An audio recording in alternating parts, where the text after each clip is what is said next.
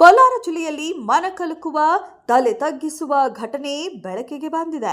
ಮಗು ಹುಟ್ಟಿದ ಕೇವಲ 5 ದಿನಗಳಲ್ಲೇ 2 ಲಕ್ಷ ರೂಪಾಯಿಗೆ ತಮ್ಮದೇ ಗಂಡು ಮಗುವನ್ನ ಮಾರಾಟ ಮಾಡಿದ ಆರೋಪದಲ್ಲಿ ದಂಪತಿಗಳನ್ನ ಪೊಲೀಸರು ವಶಕ್ಕೆ ಪಡೆದಿದ್ದಾರೆ. ಕೋಲಾರ ಜಿಲ್ಲೆಯ ಶ್ರೀನಿವಾಸಪುರ ಪಟ್ಟಣದ ನೀತು ಹಾಗೂ ರಾಘವೇಂದ್ರ ದಂಪತಿಗಳು ಖಾಸಗಿ ನರ್ಸಿಂಗ್ ಹೋಂನಲ್ಲಿ ಜನಿಸಿದ್ದ ತಮ್ಮ ನವಜಾತ ಮಗುವನ್ನ ಮಕ್ಕಳ ಮಾರಾಟ ಜಾಲದ ಮಧ್ಯವರ್ತಿಗೆ ಒಪ್ಪಿಸಿದ್ದಾಗಿ ತಿಳಿದು ಬಂದಿದೆ.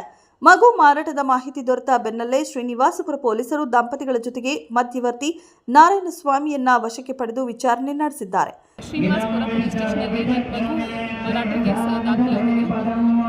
ಇದರಲ್ಲಿ ಆರೋಪಿ ಪೇರೆಂಟ್ಸ್ ಬಾಯರ್ ಪೇರೆಂಟ್ಸ್ಗೆ 5 ಲಕ್ಷಕ್ಕೆ ಡೀಲ್ ಮಾಡಿದರು. ಸೊ ಆ ಡೀಲ್ ಪ್ರಕಾರ 6 ದಿವಸ ಬಂದಿದೆ. ನೆನ್ನೆ ಮಾರಿದ್ರು.